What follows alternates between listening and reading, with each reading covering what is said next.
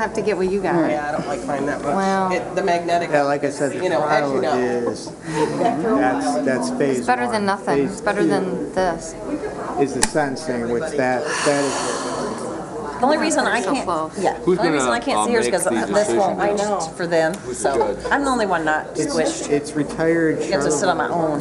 County Judge Richard Pytown, Judge Rogers and Power, they've Okay. been really busy with trials, so they brought Oh, good. How long did it take you I'm to where do I'm that? supposed to be. Ways and means, yes. Like, oh, good. It was spread over 2 When I weeks. get on my Really? phone and I check my phone, I'm like, all right, I'm where I'm supposed to It was, for me, it was What does she say 18 about witnesses the- and then 100. be. What does she have to say? The rest is me. Let's see. It was a lot of work. We've got a couple minutes, ladies and gentlemen. I'm using my cell phone. It says 5:58, so as soon as it hits 6 on my cell phone, I'll call the meeting to order.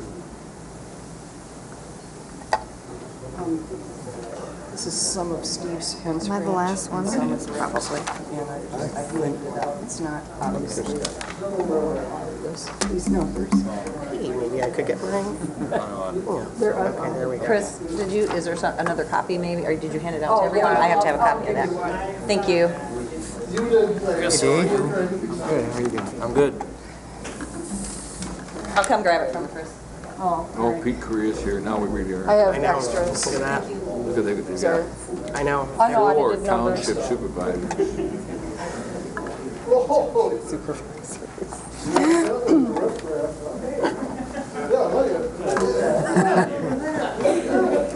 I don't think we should let the four of you sit together. It's probably a quorum. Of something. And there are no nachos present? That's a shame. No good elementary teacher would let you four boys sit together.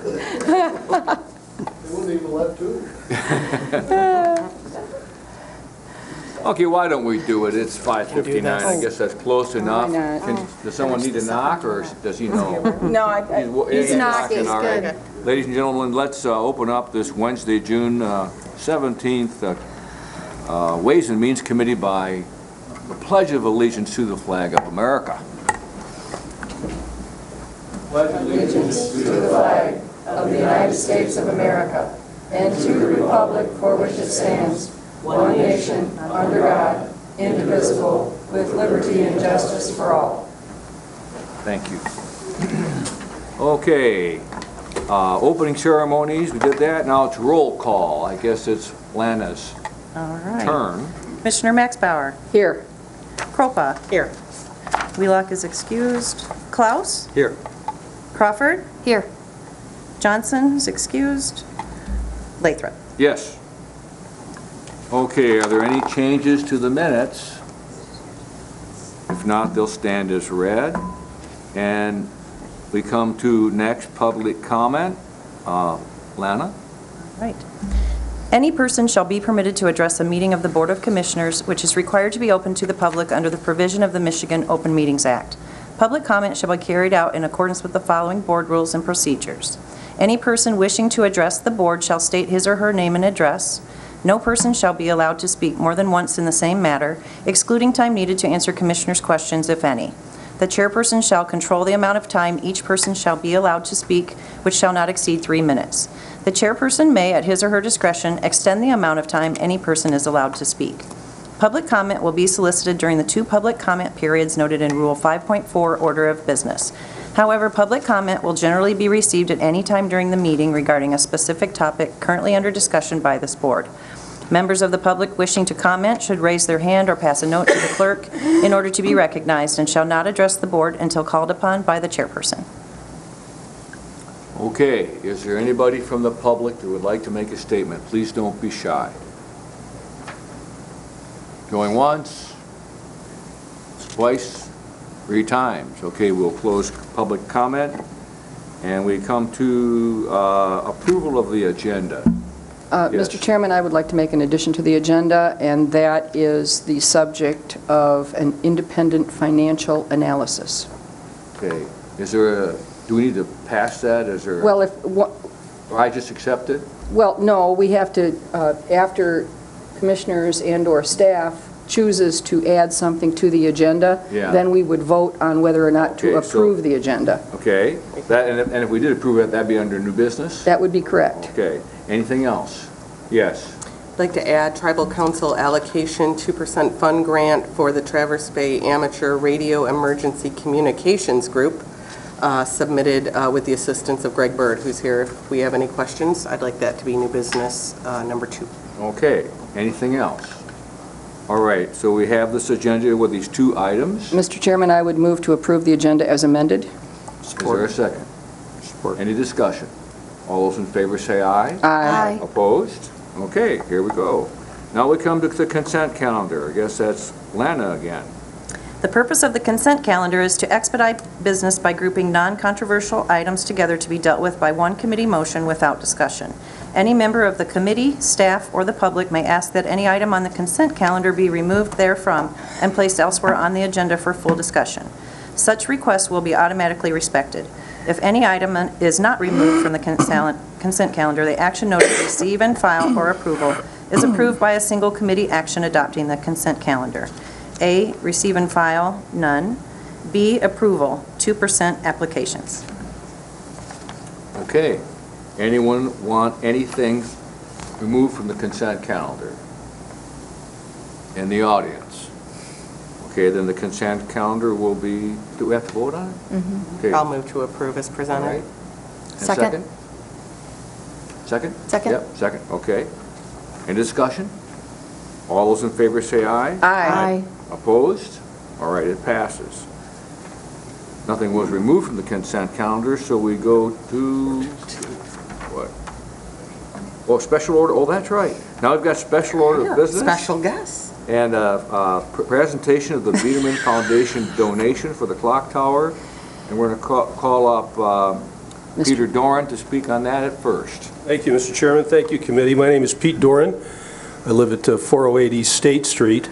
About 6 years ago, the bell stopped ringing at the Grand Traverse County Courthouse. And upon inspection, it was discovered that numerous other repairs were needed to the clock that's in that tower. And Danny Brown, your facilities chairman, every year put it in the budget. Every year you struck it from the budget. So, and the last time I think you directed Danny to go out and try to seek donations for that. And we formed a committee to assist Danny in attempting to do that. You authorized that committee to go out and try to raise the necessary funds to restore the bell and restore the clock in your courthouse, in my courthouse, that had been ringing since 1900. It had recently stopped. And tonight, I'd like to announce the very, very generous gift towards those restoration costs by the Les and Ann Biederman Foundation. They have granted us $20,000, granted you $20,000. $10,000 this year, $10,000 next year, which is going to go a long way towards meeting the restoration budget. I'd like to personally thank Ross Biederman and the foundation on behalf of the committee, on your behalf, on behalf of the neighborhood, on behalf of the citizens of Grand Traverse County, for contributing towards this improvement. Many of you may have known Les Biederman, certainly heard about Les Biederman, read about Les Biederman. This is the type of project that we think he would have supported. He was a pillar of this community, co-founder of the college, of the Maritime Academy, of the Traverse City Light and Power Department, and I'm sure dozens and dozens of other ongoing organizations that have made this a better place to live. Before I ask Ross to come up, I just want to make my point that this is more than just a bell. This is more than just a clock that keeps time.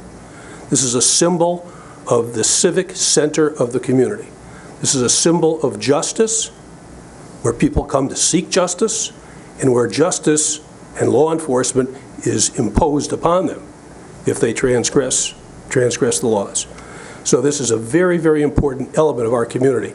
Not just the sound, not just the keeping of time, but the symbolism of the entire clock tower, the symbolism of the entire bell.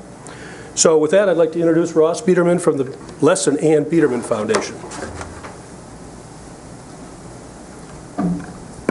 Thank you, Pete. Pete hit the nail right on the head. My dad started this foundation some 30 years ago, and this project would have been right in his sweet spot. We like historic, local preservation. We love the courthouse. We were involved in restoring the statue on the corner. We're involved in the soon-to-be unveiled Prairie Hannah statue and other local historic things like that. And frankly, it's my privilege to be asked to participate in this, and my privilege to present you with a check, Alice. We're going to have Commissioner Alyssa Kropa accept this check. She was a member of the Historic Courthouse Committee and is a member of the Courthouse Committee, so go grab the money. Well, I feel bad because they meet during our meetings here for the Board of Commissioners, so really my whole job has been a great tour of it and now collecting a check, so I wish all of our projects went like this.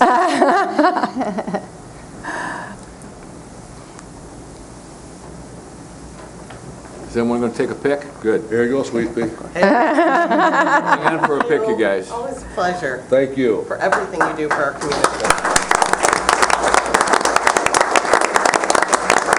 I want to point out the Dorans are here, all the work that you've done. Thank you so much, Karen and Pete as well, and the rest of the committee. They're the ones that did the work, but I will gladly cash the check on behalf of the county.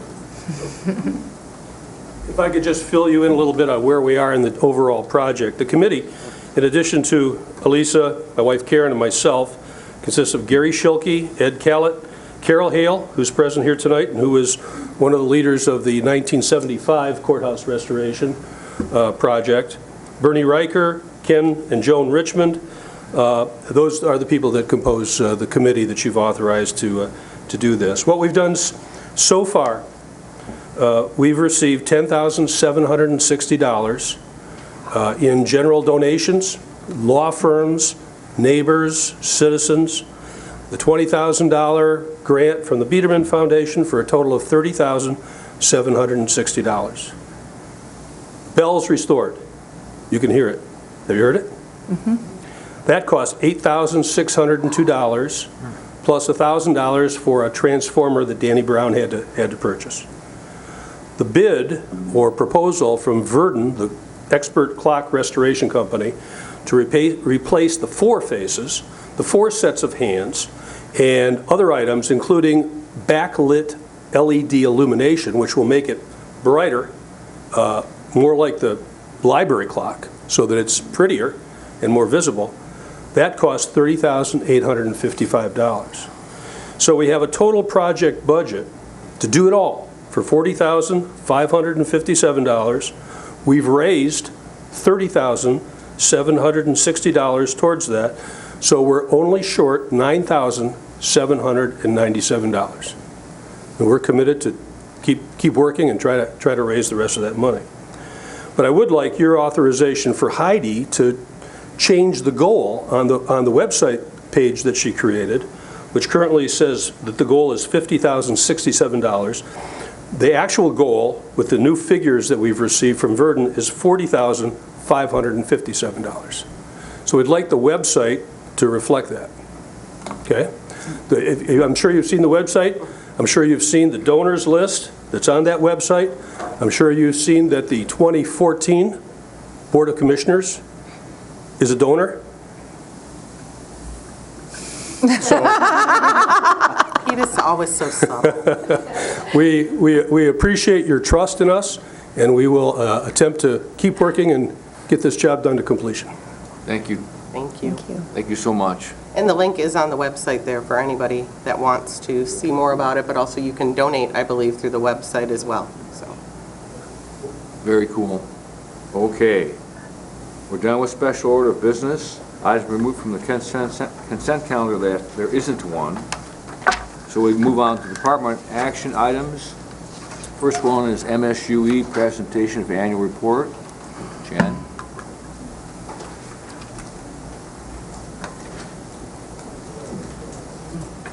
Thank you. It's always hard to follow something like that. That was just, I'm really grateful I was here tonight to be able to hear the update on the clock. That is very exciting news for our community. Again, I'm Jennifer Berkey. I'm from Michigan State University Extension, and I'm the interim district coordinator representing Grand Traverse County. and I'm here tonight to present our annual report, and thank you, Jenny, for passing those out for us. Again, I'm excited to be here tonight, and I'm really proud and honored because not only is this my home county, I've worked here my whole career, but more importantly, this work really reflects the stellar work that's been done by my colleagues that are here tonight for the citizens of Grand Traverse County. And I know you've had this in advance, and it was sent to you with your packet. I am going to not read the report to you, but more importantly, just hit some of the highlights that I truly believe reflect what are some of the key elements of the work that was done, really shows some really measurable impacts that I think would be useful for you to know as our commissioners, and then answer any questions you may have. So as you look at the report, on page 2, when you first flip in, it really shows kind of some of the nuts and bolts of what we've achieved over the last year. It shows that in the last year, we reached 12,635 residents over the last year in all of our different program areas. I'm really excited to share that every program area within our bailiwick at MSU Extension increased our numbers. Everyone did. 4-H is up over 500 participants. Fostering strong communities while enhancing our natural assets, that is increased over 800. And our North Shore program, which is a signature program here in Grand Traverse County, was up over 400 people as well. So the staff are working smarter, they're working harder, and we're utilizing our collaborations to expand our reach. On the right side, you'll see all the staff that are housed in our Grand Traverse County office, and many of them are here tonight, and I'll introduce them at the end. So I'm just going to move through the report, like I said, and just share some of the key impacts that I feel that are most notable. Starting on page 3, where we start to talk about some of our 4-H work. Again, 4-H programs really help children develop both early literacy skills that support school readiness. They form leadership, our youth do, by making decision-making skills that increase their likelihood of becoming civically active. They also demonstrate reduced high-risk behaviors through some of their interactions with a safe adult, as well as learning valuable skills.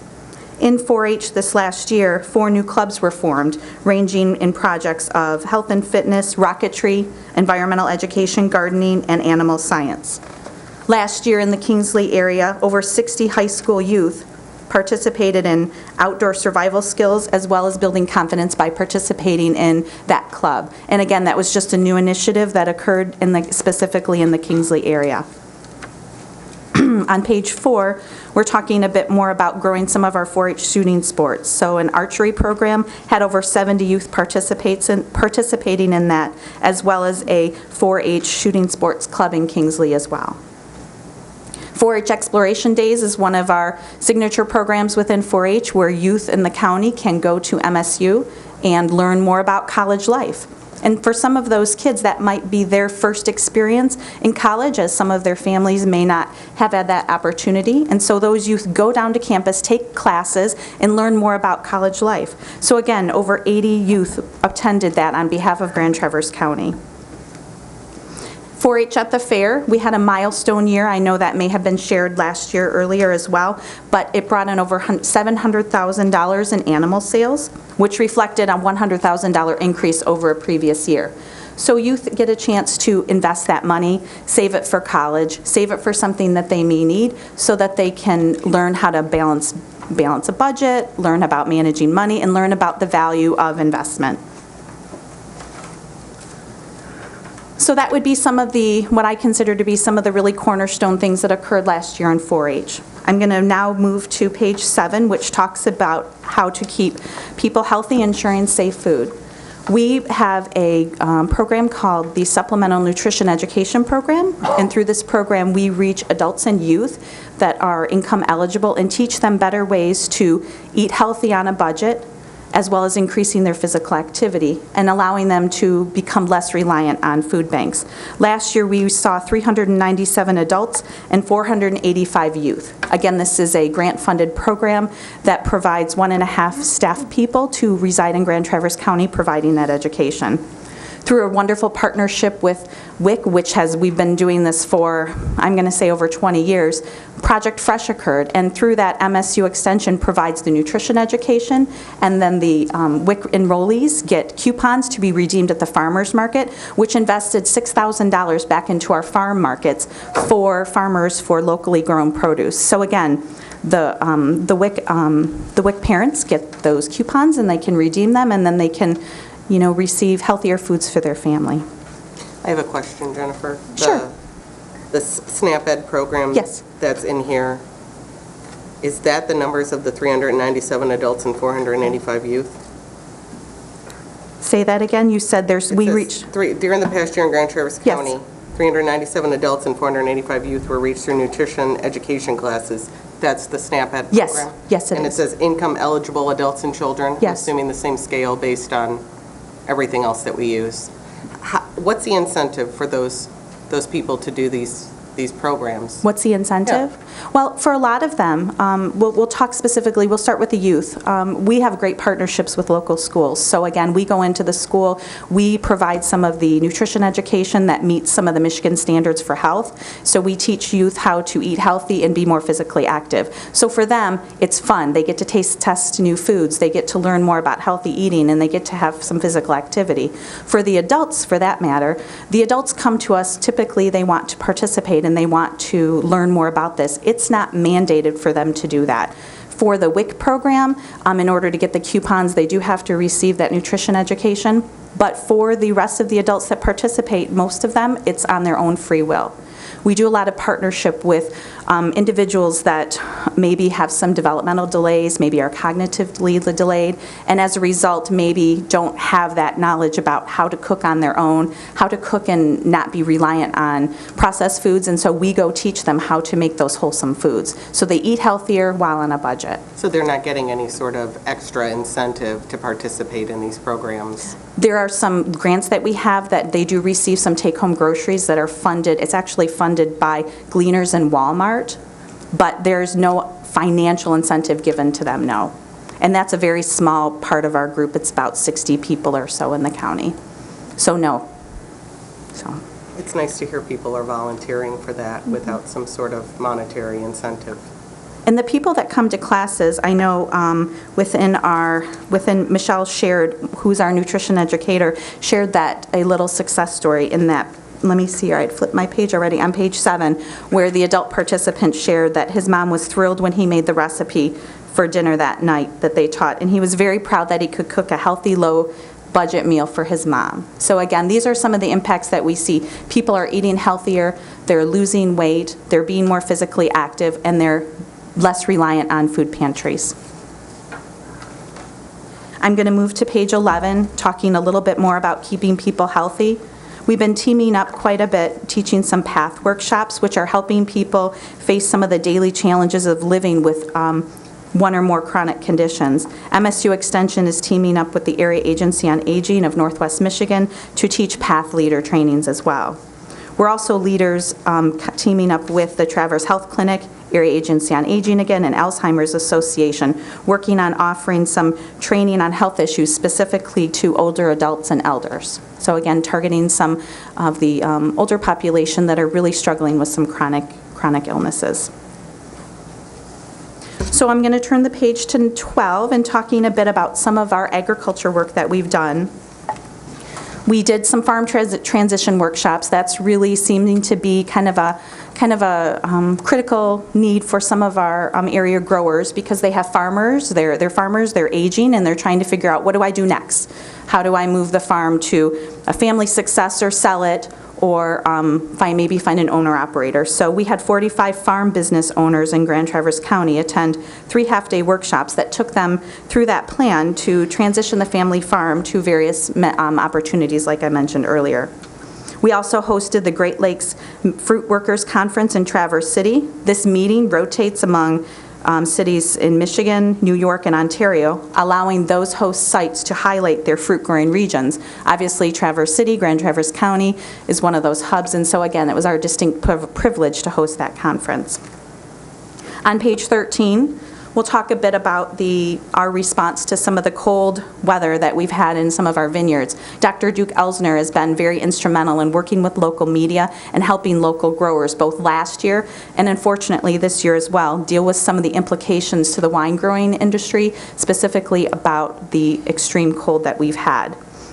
We are currently doing some research at the Northwest Michigan Horticulture Research Station about some cold-growing varieties that might be less susceptible to some of those extreme cold temperatures that we've had.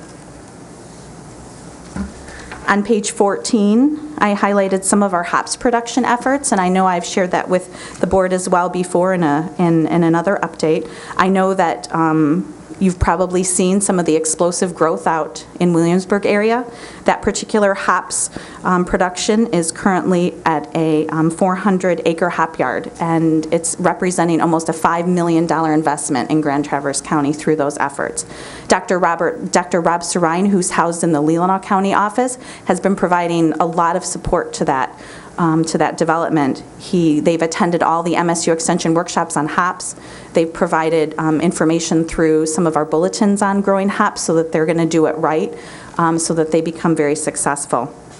We currently have one also a very signature plot in Kingsley. That particular grower has been working pretty closely with Dr. Rob Serine as well. And the nice thing about this is that we're really almost on the map when it comes to hops, if you will. When I called Rob this morning and just got a couple of updates on this, he shared with me that due to the excessive drought on the west side of our country, hops growers are looking to Michigan if this hops field works as a potential source for additional investment. And this might just be almost kind of the tip of the iceberg. So it was a really exciting opportunity potentially for us. So again, MSU Extension has definitely taken the lead on this through multiple conferences and working with the national audience when it comes to hop production. We are also host to an agriculture ag bio-research station, the Northwest Michigan Horticulture Research Station. Again, they continue to provide valuable research on how to have some best practices for growing. They've been securing over $250,000 in grants specifically targeted to some pests that are emerging, and the cherry industry is quite concerned about that. And so the spotted wing Drosophila is currently a native pest that's kind of starting to form some challenges with that. So they're trying to figure out what's the best way to deal with that so that there's not a lot of crop loss. On page 15, I just want to highlight some of our Master Gardener efforts. In 2014, we had Master Gardeners that participated in the class from Grand Traverse County, and there were 29 of them. And in 2014, our Master Gardeners served almost 3,128 hours of work, volunteer work, and education in the community on growing, and worked with local, could have been like community gardens, it could have been any sort of gardens in the community, provided education coupled with gardening efforts. So again, that's just another great impact that we have to show volunteerism, coupling that with education. I'm going to move to page 17 and talking a bit about how we foster strong communities and businesses. Grand Traverse County was again the host of the Northern Michigan Small Farm Conference at the Grand Traverse Resort. Out of the 1,000 attendees that came, 114 were from Grand Traverse County. So these are small farms looking for different ways to innovate and create and start local businesses. I know last month I shared with you some of the MSU Product Center work. And again, just a reminder in the bullets on the right-hand side where we talk a bit more about the Product Center. Again, just a reminder that we had $6.2 million in increased investment as a result of our Product Center efforts. Again, that investment was the highest result of any county in the state. So again, we continue to be leaders in Grand Traverse County. Those 13 jobs created was third in the state, and we were second in the state for increased sales. So again, just that Product Center work that's been done locally by Wendy Wieland, who came and presented 2 meetings ago, I believe, just as another highlight in this report. On page 18, we talk about how we strengthen municipalities. Many of you participated, and we are grateful that you came to our new county commissioner workshops. We also have done quite a bit of government and public policy trainings in Grand Traverse County, as highlighted at the bottom, focusing on streamlining zoning, placemaking training, strategic planning, and various webinars listed there. So again, commitment to our municipalities to making sure that you have what you need to do your jobs. Couple more pieces, and then I'll promise I'll let you move on. I know you have other things on your agenda, and I appreciate the time. On page 21, our Michigan Sea Grant program again hosted the 7th annual Freshwater Summit. which had over 175 people come to learn more about the Sea Lamprey update, Boardman River Dams update, and a keynote from the DEQ. We also put some pictures in there really illustrating some of the rebounding water levels. I know Mark Breederland spent a lot of time working with local media on that. That seemed to be kind of a focus over the last few years, but he shows some before and after pictures that really reflect, obviously, some of our water level changes. And the last program I want to highlight on page 22 is one of our signature programs that's really exclusive to Grand Traverse County, which is our Safe Kids North Shore program. Again, just highlighting that this is the 15th year that Jenny Ritter has led this group, providing injury prevention, education, and program to the residents of Grand Traverse County. And some of the highlights that she nicely bulleted for us in the middle of the paper talks about 8,000 people that she reached with direct contact injury prevention. She made indirect contacts through various flyers and brochures. She disseminated 1,100 safety-related devices. Again, those are all funded off of grants. So those are pieces of safety equipment that would be given out to people so that they can make sure that their children are safe in car seats or helmets. And again, those safety devices totaled over $9,000. There was over 600 volunteer or in-kind hours that were spent on behalf of Grand Traverse County teaching individuals this unintentional injury prevention efforts that she has led. One of the, I think, most proudest things that I found on this report was really focusing on the water safety. Jenny Ritter and Wendy Trout from the Health Department, they co-led the Northwest Michigan Water Safety Network. Again, a response to something that was occurring in the community. Again, they teamed up, figured out a safe way to try to make sure that people are safer while at the water. It included it had beach signage, it encompassed water safety lessons for 3rd and 9th graders, dangerous current education, as well as area dangers. So again, grants were secured to have multiple stations equipped with a life rope, a throw ring, and instructional signage at 39 locations at our local beaches. Again, there's a nice picture showing the collaborative there. Again, just something that really shows an emerging need in our community that we were able to respond to and have an effective solution that met the needs of the residents. The last thing on page 24, talking more about driver behavior. Again, more and more we hear about people texting while driving, that distracted driving. Jenny Ritter has, again, met the need through some driver behavior education, where 1,558 high school students and 438 adults participated in the diminished distracted driving program in partnership with the Sheriff's Office and Michigan State Police. So that program really heightens drivers' awareness about the distractions while driving so that they're better cognizant about how to avoid doing that so that they stay safe on the road. Okay. Any questions about that at all? I know that's a lot of information. Again, I was especially proud to present this. I've worked in this county my whole career. These are colleagues I've worked with for many years, and I'm just really honored to be able to present all of their hard work tonight. Questions? Yes. I don't have any questions, but I do have a comment based upon my personal experience, and I'm going to embarrass her. I had the privilege of working with Jen Ritter on water safety. We, several years ago, obtained a grant from the Grand Traverse Band, and I was looking for a committee that would help get children free swim lessons, and Jen took the lead on that. She did basically all the record keeping. She was phenomenal. She would talk about going into the junior high and showing kids a life jacket and they didn't know how to put it on. Something as simple as that.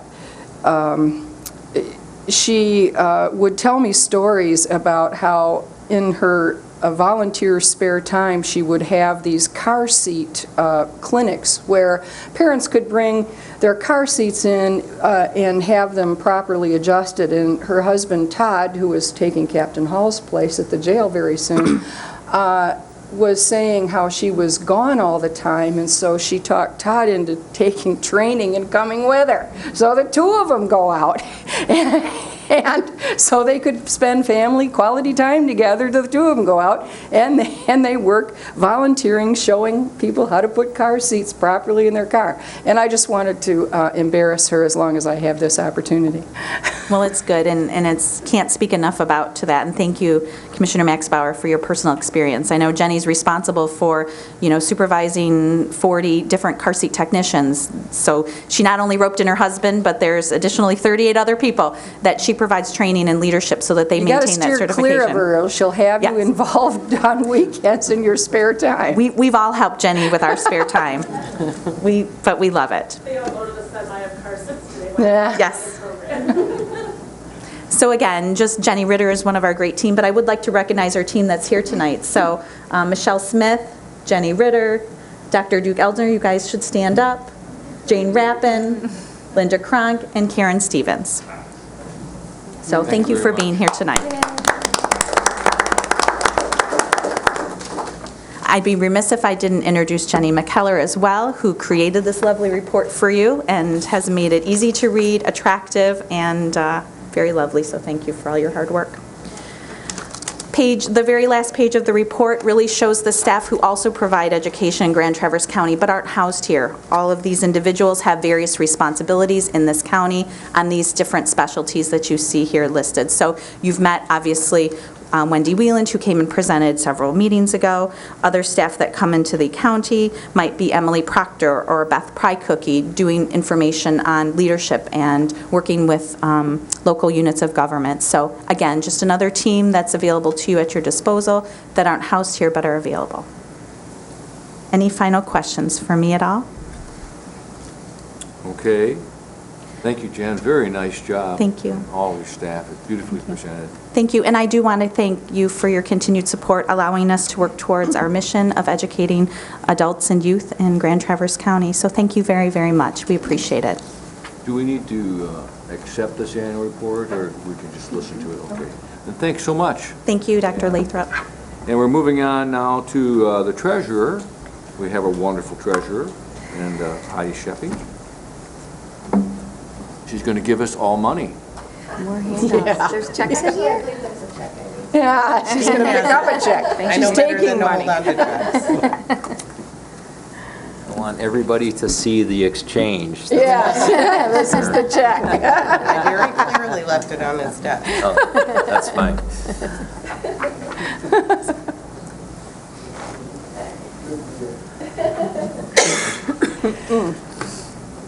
Okay, Heidi Sheppy, County Treasurer. This is my first annual County Treasurer report.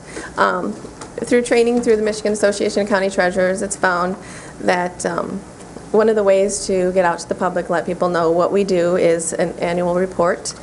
It's not as long as MSU Extension, but hopefully it's informative. Just an idea of what we do. The receiving of money in the county treasurers on page 3, that's just a summary of all the money that flows through our office. We broke it down by general fund. General fund, $35,609,000 is what came through just in 2014 alone. That's general fund money. All of the funds together is $168 million. So on top of general fund, we're dealing with money, trust and agencies, sewer and water, tax revolving fund, all those monies, and it's my job to keep that money secure. Collateralization and insurance is one of the key components. On page 4, you'll see the investments and kind of the cash flow, the ebb and flow. Every month we have the needs that go up and down. So liquidity is an issue that we have. All the local banks, obviously, you're FDIC insured up to $250,000. When you have $35 million, keeping that money safe and secure is one of our key components. That's one of the reasons we have so many bank accounts, so we can keep it diversified and secure. On top of the bank accounts, we have CDs, CDARS. CDARS are FDIC insured, and we have Public Act 20 allows. We don't get to invest in stocks or bonds or anything like that, but we can buy treasuries. So we have a small amount of treasuries that we invest in. This is just a summary of where we were in 2014. Skip to page 6, the delinquent tax revolving fund. just wanted to point out the trend on page 7, the top graph there. You can see the graph going down, which is our, we purchased the delinquent tax, which means that the constituents of Grand Traverse County are paying their taxes on time. They're not being delinquent. So my purchase, the taxes that I purchase are going down, which is a good thing for everyone, with the exception of the revolving loan fund. But that was at $5,504,000 this year, 3,915 parcels, down from 2010 when we had just over 5,000 parcels. Last is the dog and kennel program. New this year, we've actually made our dog license data out on the website. So if somebody loses their dog and it does have their license, they can go to our website, plug it in, and find the owner. And they don't have to wait till 9 to 5 to call us. They can do it right online and get in contact and hopefully get that animal back with their owner as soon as possible. I've actually had that happen before I was treasurer and wished that it was there. So tax certifications, just wanted to comment, new this year, actually effective July 1st, our tax certification fee it has increased from $1 to $5. It's about, I would say $9,000 in additional revenue. It's not a ton, but every little bit helps. And this is my, like I said, my first annual. Just wanted to kind of get out there, let people know what we're doing. We're working, making changes, looking for efficiencies. If anyone has any suggestions of ways to improve, we're always open to listen. Next thing on my, that was the presentation of the annual report. If you go to page 42, this is my statutorily required restricted funds, excess proceeds from the foreclosure fund. This I have to do every year before June 30th. The foreclosure fund, that is the delinquent, the money that we have received from tax foreclosures, is required to report to you, and $98,242.99 is the revenue that we have earned over and above, and that is eligible to go back to the general fund. There is a policy in effect through 2015 that 75% of that money goes to the housing trust fund. So 75% of that will go to the housing trust fund this year. I am looking for direction for 16 and forward, if we will continue that, or if it's just going to go to the general fund. And I think Jean is here if you have any questions as far as the housing trust fund. And this is just, I believe, just receive and file. Okay, any questions? Yes. Just real quick, the 2014 delinquent tax purchased chart here. Are we on the annual report? Page number 8, yeah. Okay. Well, it's not hard to look at the graph and see the city of Traverse City. Is that a normal phenomena to see them so far above everything else in the county? Yes. Any particular reason? Well, they have a higher, their taxable value is higher, and they have, the city millage is the 11. It's just because they pay so much more in taxes than everybody else that, yeah. Okay. And then the last question is, when we did our original tour here as commissioners, I wrote down a question for each department, and your department was dog licenses. I haven't talked to you yet about it, but I'm going to take that time now. Sure. First of all, I saw that you said you were looking into new dog licensing software. Is there the opportunity to raise revenue here? Are our fees comparable to other counties? Because I know when we did that tour, we found, especially from Bonnie, how far below average fees we were from other counties around us. Funny that you mentioned that. They're actually, the Michigan Association of County Treasurers has a dog license summary, so I know exactly what every other county is. We are in line with, we do a 1-year, a 2-year, and a 3-year license at this time, and the veterinarians actually sell them for us, which cuts down on our traffic significantly. There was a change before my tenure. You could only buy your dog license January, February, March, is my understanding, and they had people lined out the door and any time after that. So now we've kind of it's been changed where when you get your dog or when the rabies is renewed, that's when your license renews instead of just an annual. So it's a sliding scale. It's a little more for tracking, but it's definitely more user-friendly and appropriate for the customer. I am looking at changing from getting rid of the 2-year and just having a 1 and a 3 and analyzing that. So looking at perhaps a possibility to raise yeah. fees for a little bit of revenue, maybe to offset software at least, or... Exactly. That was like my that. thought as well. And even though he's not here, I'm going to say it. I mean, because we should say it. Cat licenses. Just in case he's at home watching. At the county treasurer's conference, there is a township or a county that offers cat licenses. They do it for those who want the tracking mechanism. Right. If somebody were to lose their cat, they would have that, and they would be able to go to our website and have it. If I would be open to offering, it's not mandated. I mean, it's not like we can require. It's embarrassing because some people may But- not want to admit how many cats they have. That could be a problem with mandatory cat licensing. I only have 2, So- by the way. I'm going to say that, but... But, I mean, I would be open to having it optional. If would be- people would I think like that'd be to great. register their Providing a voluntary. service that really is turning into more tracking for lost animals rather Yes. than... And anybody Yeah. that goes on Facebook or Twitter or whatever knows that there's just a consistent stream of lost dogs and Lost. cats. Yes. Yeah, so I would definitely be open to offering it. We usually have leftover licenses from the dogs. We're trying to scale that down so we have as minimal as possible. So I would be open to proposing that with my change in dog license fees. So Would there I- be competition with the implanted chips that people are buying Definitely. from the private sector, though? Yeah. I mean, you would have to watch They where the could, government and is. if you buy the chip, you pay it once and you're done. Ours. Whereas the fees It's continue. $10. Okay. It's a So- potential for revenue, I suppose, but also I mean, we that can provides a offer service. it if people want to take us up on it, as long as, I wouldn't make it there's no statute requiring it, so I No. don't think we can make it mandatory like the dogs. But it would be a service to the public. If you would like me make to. Dick Thomas's day. You really would. I will put it in my projections with my budget. We could do it with kids, couldn't we, too? You can have mine. But- They all get sent to Dan Lathrop. Yes, if lost. Please Okay, adjourn. take it back. All right, anything else? No?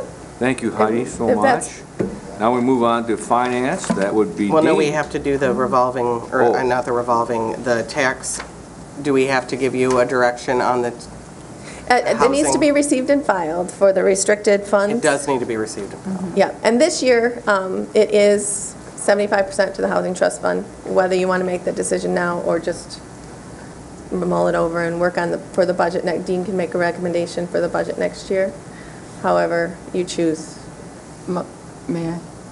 My preference would be to have a presentation so that we know how that Housing Trust Fund has been used and whether or not it's beneficial to continue. Okay. And it doesn't have to be lengthy, just this is the money we've had, this is how we've used it, it's benefited this group, and do you want to keep going? We can do that. Okay. Anybody else? I will make a motion to, well, I don't want to say receive on this, but we're not receiving it, are we? Are we making a motion to approve 75% of the funds are used, or is this already a previous decision? Well, I think what go ahead and make that motion, just to make it clear. I will make a motion to receive and deposit 75% of the 2015 tax foreclosure proceeds to the Housing Trust Fund. Is there a second? Second. Okay, second. And any discussion? I don't think we had the opportunity, I mean, we can't change this. This was committed previously. Yeah. That's right. Okay. We're just making it clear. Okay? Any discussion? All those in favor say aye. Aye. Opposed? Okay, motion carries. Thank you. Thank you very much. Nice job, Heidi. Okay, now, it's, The check, don't forget the check. Your general fund report through 5 months, May 31st, is the first item that I have for you. There's some explanation on page 48 of the significant variances that we have compared to the prior year. Really don't have anything to add other than what's noted at the bottom. Regarding the expenditures on page 49, just a couple of quick comments. I mean, you see some changes, obviously from, well, actually revenues too, from setting up a separate fund for central dispatch 911. The charges for services revenues on page 48 are lower because those surcharge revenues are now in the separate fund. And then correspondingly for the expenditures, we've noted how much of that change is due to, having those personnel and related costs in a separate fund. Obviously, there are some increases in some of the other public safety categories to offset that, but at this point, everything is really in line with what was budgeted. The transfers out, the largest difference on page 49 is just a timing difference of when we recorded the quarterly appropriations. So I have no major concerns with the general fund budget or where we're at through 5 months. Do we have to have a motion to accept this? No? No, All right. just information. Okay, next would be budget adjustments. Now, there are a number of budget adjustments here, and I think it is always wise to kind of run through them real quick, and if you don't mind, I will do that. Starting on page 51, we're budgeting a Grand Traverse band grant for digital LiDAR services in the amount of $15,421. And that, that has a specific requirement as to its use, and that's being used in the GIS department. The next one is the Commission on Aging has requested that we budget or increase the budget for the memorial donations that have been received. That is in the amount of $23,500. And then jumping to page 52, the clerk, we have received some additional reimbursement revenue to cover contract costs in our election function. So we're just budgeting that revenue to cover the related costs. And then in the middle of page 52, budgeting fund balance in the Parks and Recreation Fund to cover two projects primarily, the demolition of Kids Cove and then also the estimated cost to complete the concession stand at the Civic Center, and using their fund balance to cover that. The last item is budgeting the balance of housing grant, the CDBG grant that we have to close out that grant, and the final projects that are in the works in the amount of $45,928. On page 53, we're budgeting reducing the budget in the Commission on Aging Fund for service contracts that are no longer needed in the amount of $30,000, and the fund balance is being reduced by the same amount. The next one is also for Commission on Aging, budgeting some local grant revenue that was received for the loan closet and senior emergencies, $6,702. And then the last item on the bottom of page 53, things, we use equipment for as long as we can, but the washing machine at the jail basically died. And so that's a $10,000 cost, and you had sufficient funds in your facilities fund to cover that. So we're increasing the fund balance used to cover that equipment replacement.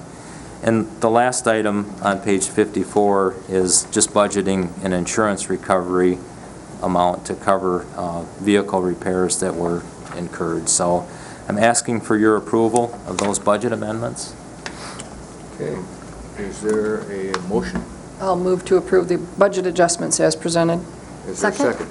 Second. Okay. Any discussion? All in favor say aye. Aye. Opposed? Motion carries. We move on to unfinished business, and what do we want to take first? Oh, no, that's new business. Okay, unfinished business would be community policing officers. Who's going to take that up? I'll start, Okay. if you guys don't mind.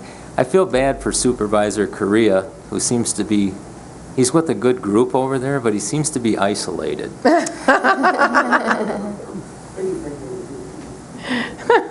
It's a I good think thing. it's his own choice, you know. It's a good thing it's a small room. Well, they're kind of all wearing similar colored shirts too, except for Supervisor Korn. But anyway, what you have here, we have a proposed. You wanted to see the contract, but this was the contract that was originally drafted by, I believe, Chris, reviewed by Bob Cooney. Supervisors Lyle and Korn helped me kind of get this process back up and running. But over the last week, I have talked to each of the supervisors that's in the room, and I have either talked directly to the other supervisors or the village manager, in the case of the village of Kingsley, and we have all agreed for the most part on the language that's in this contract, which has been reviewed by both Chris and Bob. If you look at page 57, I meant to include a contract that was kind of generic for all, but I had used the document that Supervisor Korn had sent to me. So if you're looking at that, you see that particular paragraph is specific to Garfield Township. Obviously, this contract looks different for each of the local units because of the number of officers that they might have. And I see that the sheriff is back there too, so the sheriff and the undersheriff have both, reviewed this, and they're in agreement that this is a document that we can all move forward with. And probably most importantly, paragraph 10 has the amount for 2015 identified, and it also basically explains how we're going to determine the cost going forward for years 2016 and later, and that's the direct cost of a third-year officer. And we have an example attached. It's the only attachment to this contract, which for the purpose of clearly explaining the items that make up that cost and how that cost was determined for 2015. That's the format or the sample that we're going to use going forward. So for the commissioners, what will happen here is we have those labor contracts, and we will have, the cost based on a third-year officer, which may be increased, based on what we do with contract negotiations. And then we're explaining here what items will also be in addition. You have your fringe benefits costs, and we have various insurance, but all of the townships and the village also have this same format. And for the most part, I can report two things that I'm very happy to mention tonight. We have actually invoiced for the first 2 quarters of 2015, and the first quarter invoices have all been paid. Most of the second quarter invoices have been paid, so I'm pretty certain that everybody's in agreement with the amount that we've come up with, and no one has called to beat me up over this. So, and all of the supervisors have been great to work with.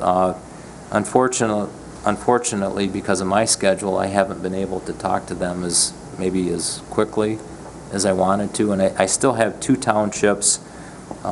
Mayfield Township that I have not talked to the supervisor about, but I have talked to the clerk, and that's also true in the case of Paradise Township. So I'm very happy to say that we have touched base with everyone on this. So with that, I'm done with my comments, but we do have 4 supervisors here, and I actually have a signed document from Acme Township. So we're I think, for all practical purposes, we're in pretty good shape with this item. Go ahead. Dean, are you looking for a motion for tonight for immediate approval so we can just sign the contracts and not bring them back next week?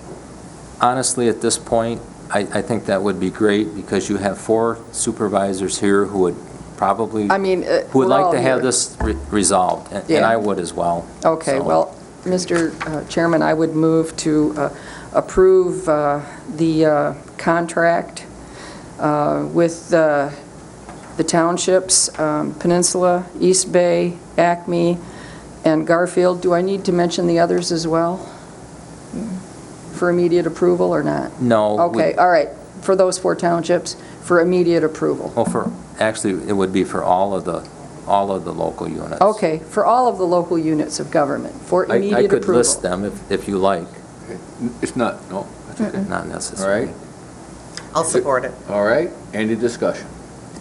Yes. I just want to say thank you to Dean for picking this up and finishing it up rather expeditiously. I know you think you're late on it, but you're not.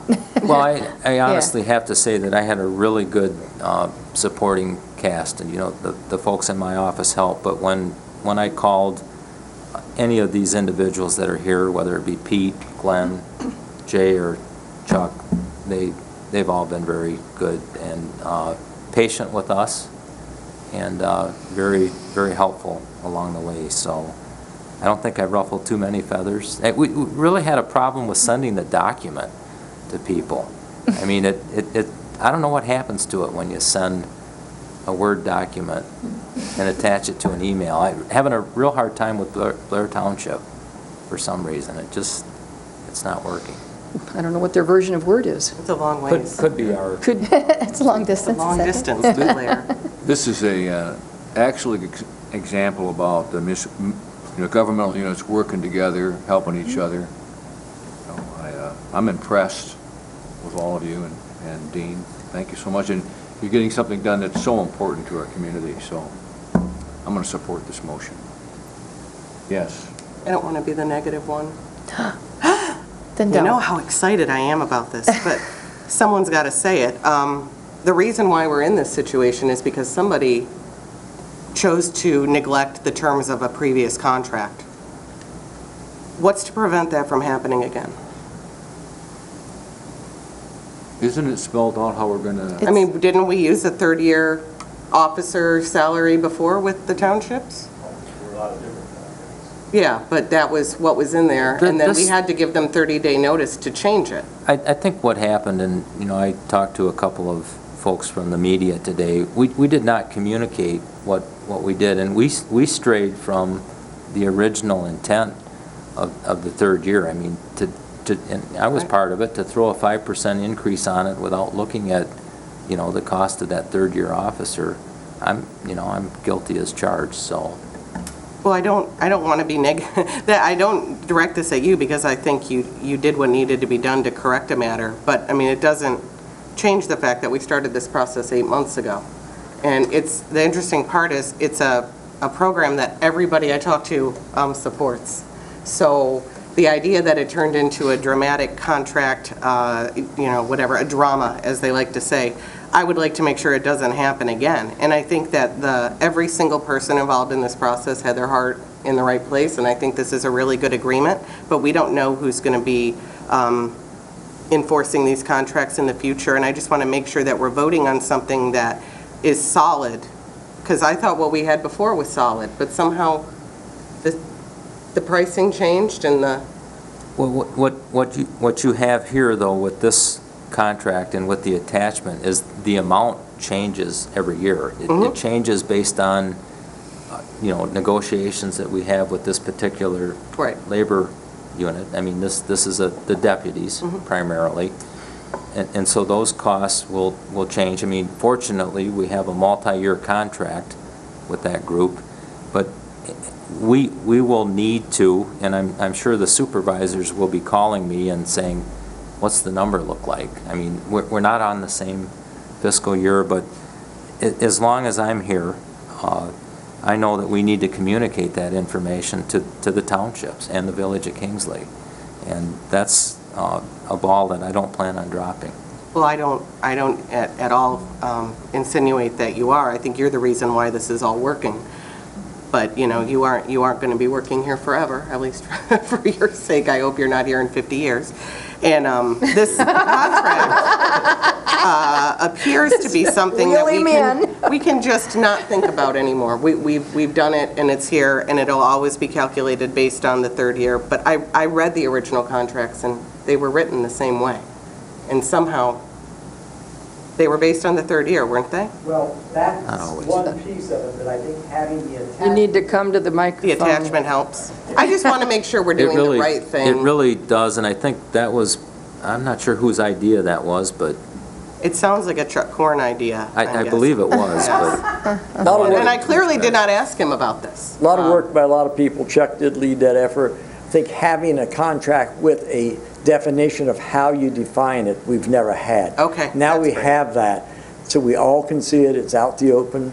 If it needs change, we sit down as a group again and work at it, but we have a way to do that, and before we didn't. So it's been a collaborative effort, as Dean said earlier, from a lot of people. We appreciate a lot of his hard work. and it's also based on, you know, the county, the sheriff's, the patrol budget.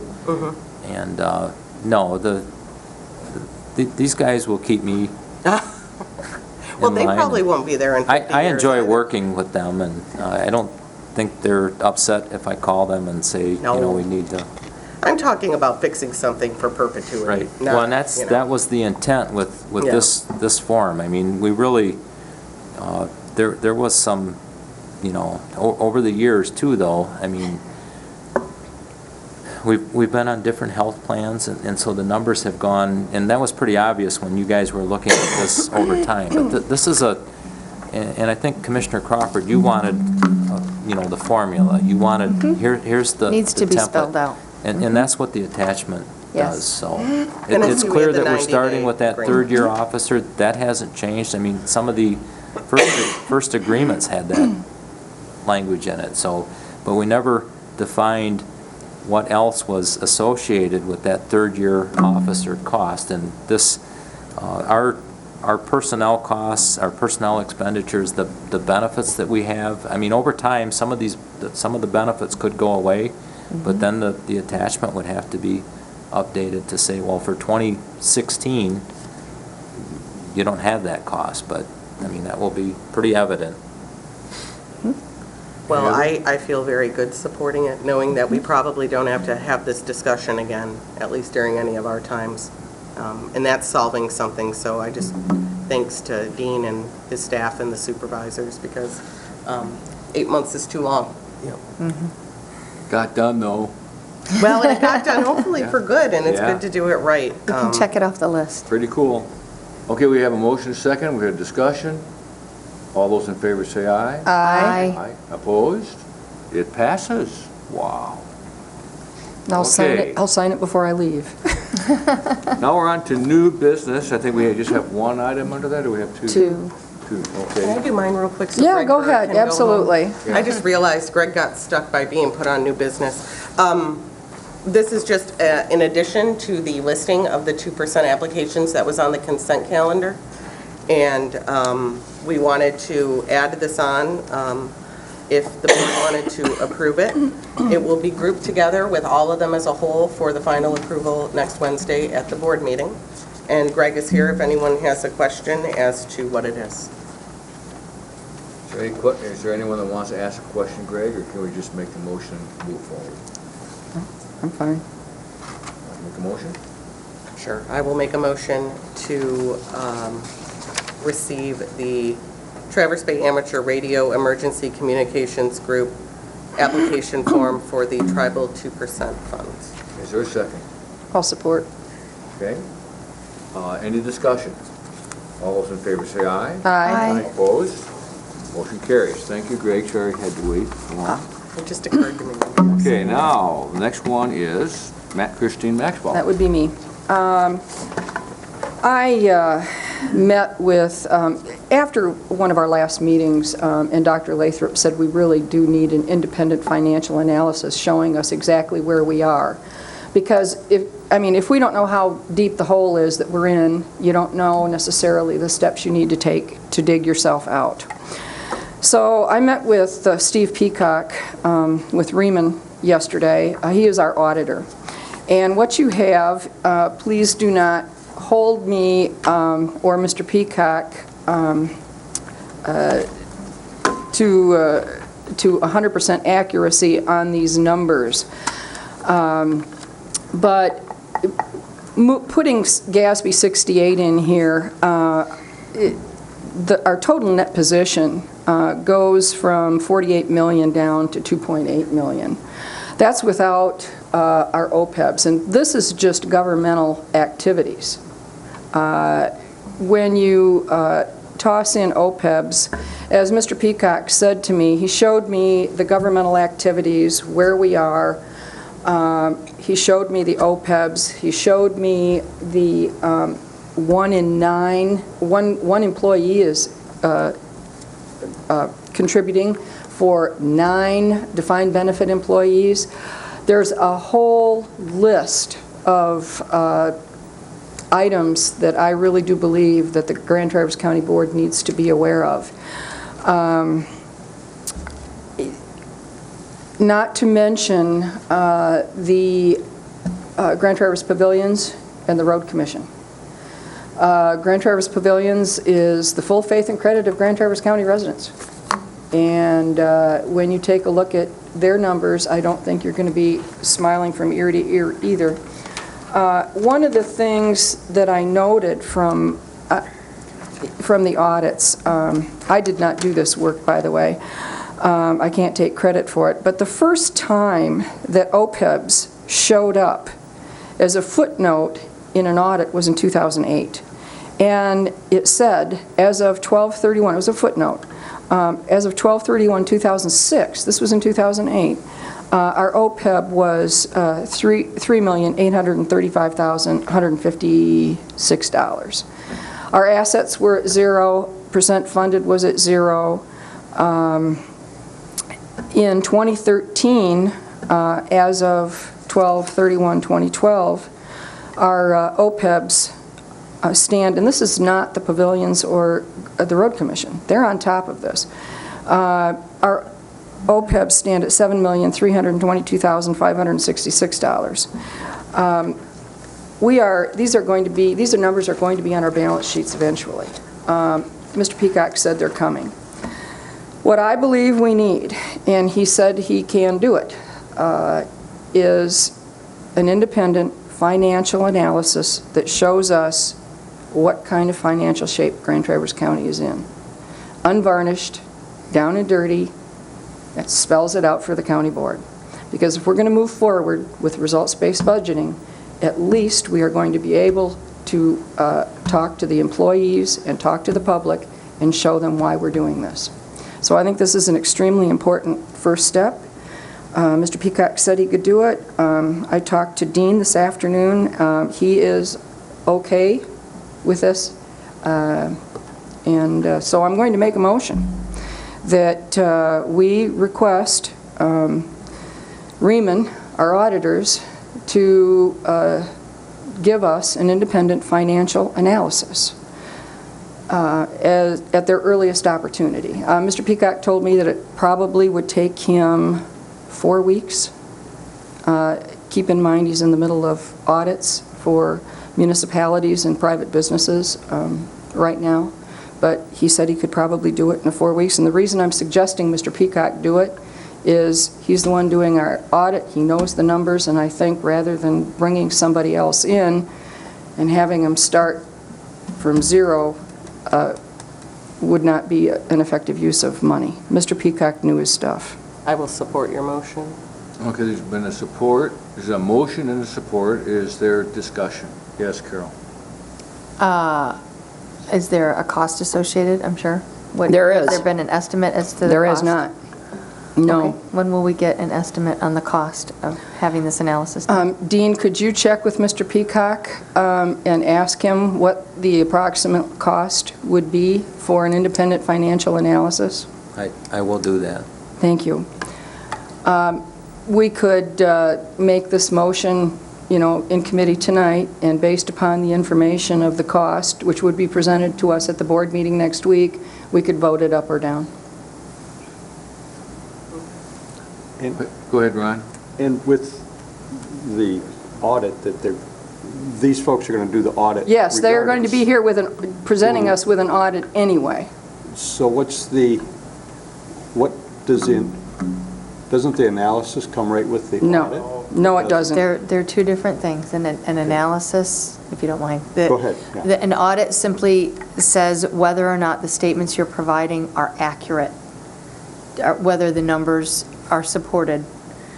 It doesn't tell you what the numbers mean. And So GASB reporting requirements have Right. changed, right? And- So you wouldn't right. see unfunded liabilities. So an analysis is going to tell you not whether the numbers, after we know that the numbers are correct, an analysis will tell you, okay, what does that mean? Where do you stand? An audit won't tell you where you stand, simply says the numbers are correct. So an analysis will do that. And we already know we still And just, are you know, auditing. based just upon my brief conversation with Mr. Peacock yesterday, it became clear to me that we need to have a discussion not only about governmental activities that we control, we need to have a discussion with the pavilions and with the road commission. We are on the hook for what they're doing, and it all fits together, and I think we all have to be on the same page moving forward. In this analysis, I would like to see our unfunded liabilities looked at. For instance, the dam costs. For instance, money we're not putting aside to keep our buildings from crumbling. Those are unfunded liabilities. He said he too. could do it. Yeah, and then I'd like to see some projections. You know, But I- 5, 10 years, because we need to know what's around the corner. Well- If we keep doing what we're doing, And we can't.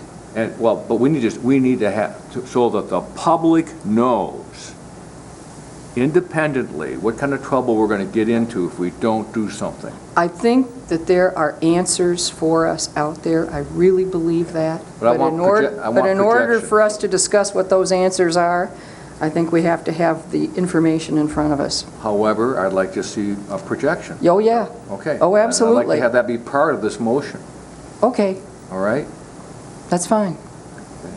Did you get this pension obligation number? This is the new MERS number?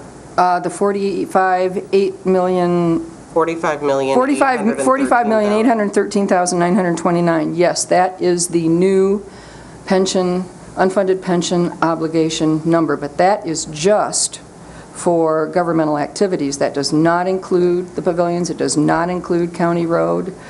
And Dean, if you want to chime in here. Just to be, we need to be careful. That's approximately what the number is. The standard requires there's going to be some slight change in that number. It's fairly close, though. There's a whole different way that it's calculated. It's based on the actuarial valuation, but there's some other things that will go into it. Well, I didn't want to be held, Yeah, that these are 100%. Right, This was a down and dirty number from yesterday afternoon. It's going to be fairly close. Now, just one other comment. We do have part of that OPEB on the books, so I'm not exactly sure where or who came up with these numbers, but we do have $2 million. Steve did. Okay. We have $2 million of our OPEB obligation already on the books, and that's the county, not the pavilions. The pavilions is reported as a business-type activity, but they do have a pension obligation, and they do have an OPEB obligation as well. And then the road commission is reported as a component unit on your statement of net position. So all part of the county when you look at the combined reporting entity. So I think what has been presented here is just the county's share of the pension obligation and then the OPEB obligation. So rough numbers. These are rough So it numbers. roughly went up $1 million in a year, wasn't it? 1.4 it went up. Okay. And then here, at the bottom, it says OPEB liability increases an average of $613,730 a year. I'm assuming these are, again, rough numbers, but. Yeah.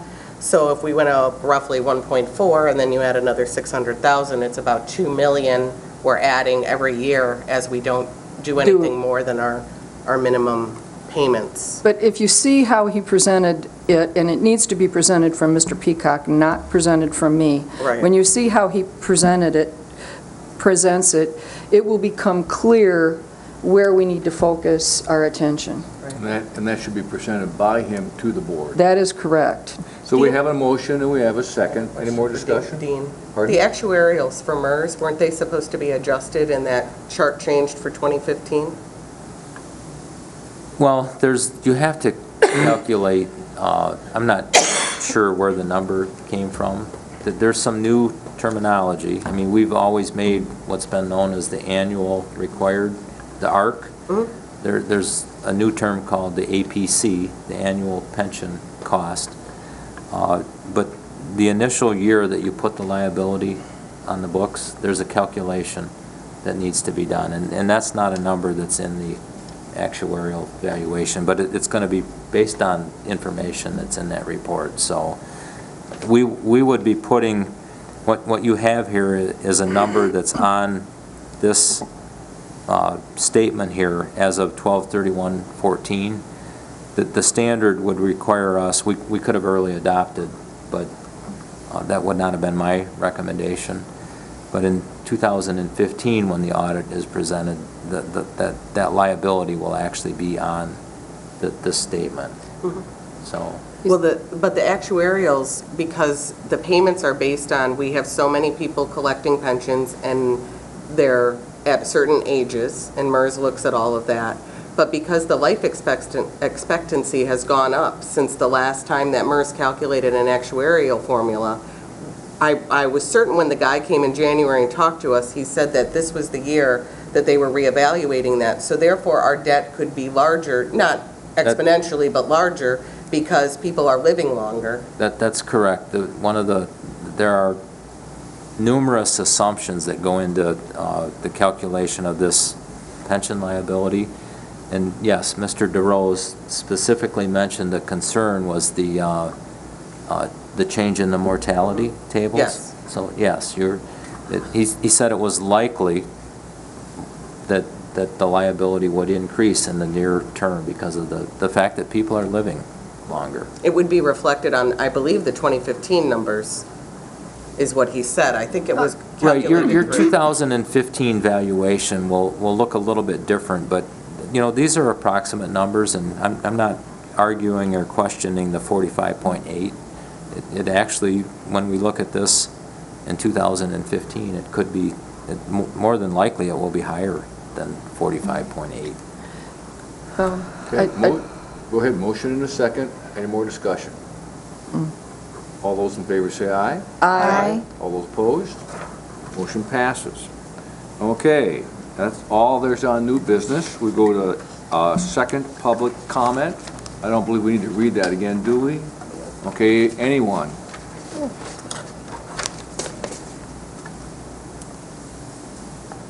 Glenn Lyle, East Bay Township Supervisor. I just want to take a minute to thank everyone, Dean, the board, and all of the township supervisors for being able to put together the contract, get it behind us, and hopefully we don't deal with this again in our time. But it was something, you know, once the roadblock got taken out of the way, how quick this went. The township supervisors met, I think, one big time, and we all came together with the same outlook and how to do it.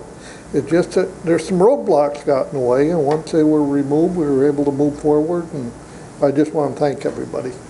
Thank you so much. Anybody else? Don't be shy. Okay, then we're going to close public comment. We have Commissioner Committee reports. Yes. I do not have a commissioner committee report, but I did meet with the chairman of the tribe, Al Pidwaden, and I neglected to mention that we could write a 2% grant to finish fixing that clock. Do you think that that is something that Heidi could put together for us, Dean? Well, that would be something that probably Chris and I could do, but I'm glad you brought up the clock, because we have, and you're probably, it's about $30,000 to finish. You have about $21,000. The company that Danny has been working with wants to get going on the work, so yeah. I don't know if it's my place to say that we should probably You think we should commit just take it out of our contingency? Well, I don't want to stop the efforts. I mean, they've been very successful in raising the funds, but you have a project here that's so close to being completed. And the county cost, even if the county had to finish, or fund the balance, and I'm not saying that at this point in time, but you have a vendor that wants to do the work, and that's probably something we should discuss next week at the board meeting, but...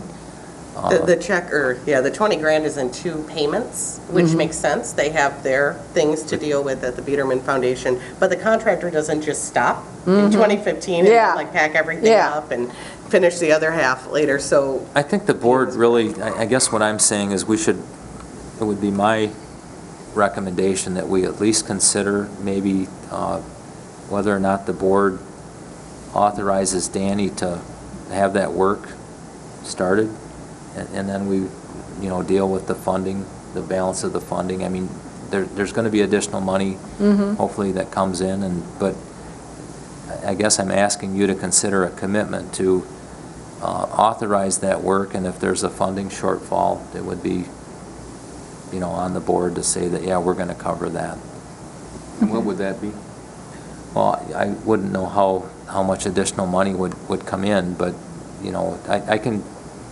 let me bring something back to you. I mean, we have to make a decision regarding if we're going to do the work this summer, or the alternative is you wait until you have all of the funds in hand to do that. And I'm not sure, I can only give you advice, but I don't think that's the right thing to do here based on... Well, I think that when we aren't able to take care of things and we have a group from the community come forward, I think that there's a trusting relationship that's formed there. But knowing these people and having worked with them, there is a commitment to raise every last penny.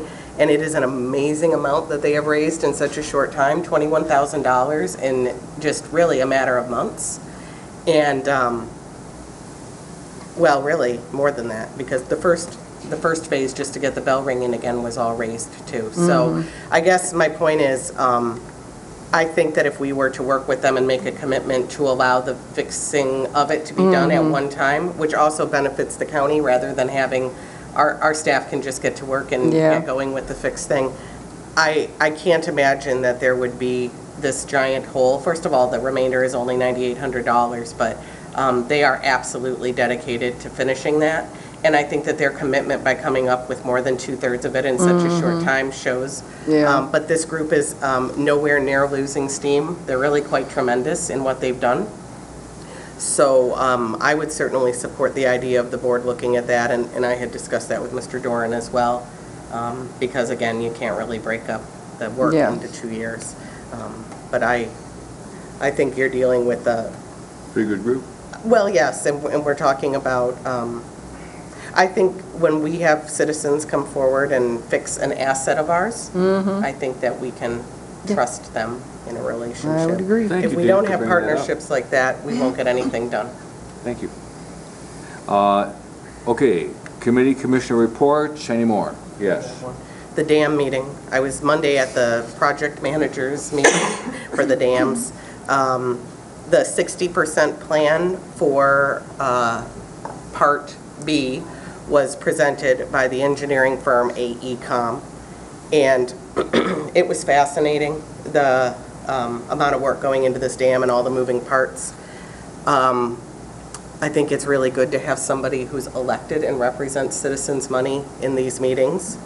They talk about money in 6 and 7 figures in ways that we argue about a $500 bill. So it's nice to kind of infuse a little bit there. I do have some numbers here from Dan Devon, who is the senior engineer in charge at AECOM of this.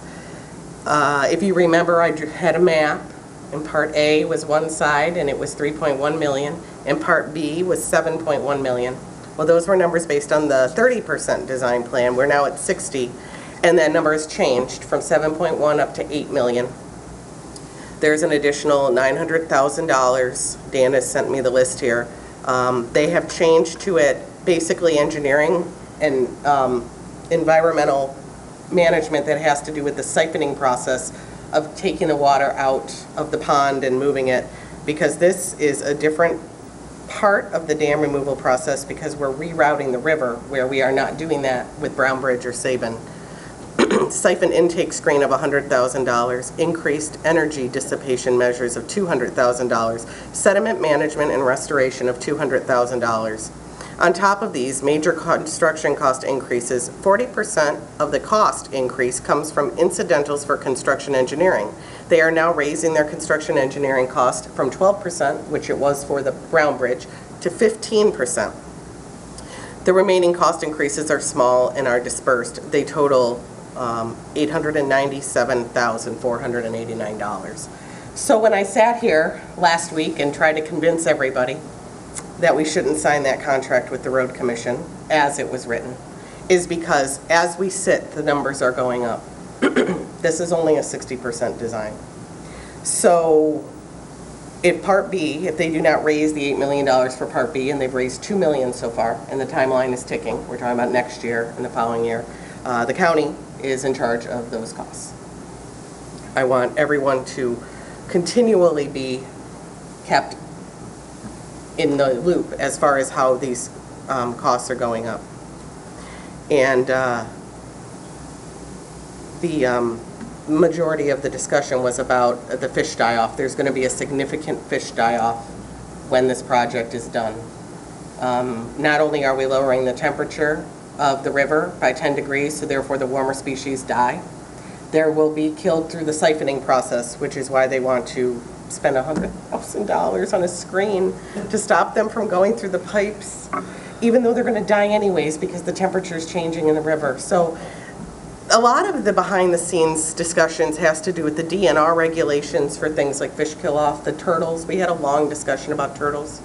Sometimes they take a truck and siphon up the fish, and then they drive them and put them somewhere else. Take them for a ride. And it costs in the hundreds of thousands of dollars to drive the fish down to another pond. These are the things. It's not free money. It's state, federal, and local grants. That's our money, regardless of it. So I'm going to all the meetings to watch, and I'm going to keep you in the loop. Next week, Kim Balke will be here to talk about funding options with the U.S. Army Corps grant. It's going to be a really big decision. That's why I like to see these figures in our projections. You've been to these meetings, Alyssa, so with the fish. Just the fish. What's the difference between moving the fish through a rerouted river than through a blown out hole in the dam, as with Brown Bridge? Well, as you're lowering the pond, the fish instinctively will move upstream, but we've already restored upstream, so it's colder, so they'll die. So then they'll want to stay in the pond, but it's being drawn down. And then they would be shot through the tubes to the other side, but we're going to put a $100,000 grate. So now they're going to stay there, and then they're going to die. So then we could siphon them up in a truck and drive them to another part. But the best part is, in another couple of years when we restore the river, they're going to die because the temperature goes down. And every option was fish dying. And we don't know if it's going to happen in massive quantities or not. And then the turtles have to be transported somehow. So these are the things that you don't think about. It's not to make light of river restoration. I'm not making light of that, but it's like when you sit there and we argue about the littlest numbers, and then we're talking about hundreds of thousands of dollars, and they're doing their job. This is not at all a reflection on CRA, URS, or AECOM, whatever. This is their job. This is what they do. But ultimately, it's taxpayer funds paying for this project. And it's just been fascinating to me, and they've done a great job answering all my questions. But the fish siphoning just about did me in at a certain point in it, and they were very gracious to discuss it, and did agree as to some. I mean, it's really a conundrum. You don't know when they're going to die and at what rate and how it will affect the overall numbers of the species. You just don't know. I suggested a fishing tournament before we draw down the pond, free fish, any size that you want to take, as many as you want, and maybe that'll help offset the cost. I don't know. A fish sale. But, you know, it's really good to go anyways and learn about this project that I really don't think has ever been discussed at the county board level, even though our funds are going to be going to it. So it is interesting. The only second addition to that is Casserole Bridge will be closed for 2 summers, 2016 and 2017. It is a 2-year process, so just thinking about that ahead of time. So people will get used to it not being there. That would be my point. You just had to poke her, didn't you, Ron? All right, any other commission reports? All right, how about notices and announcements? Okay, any closed session, Dean? No. Okay, then we're adjourned, thank you. George, 7:30.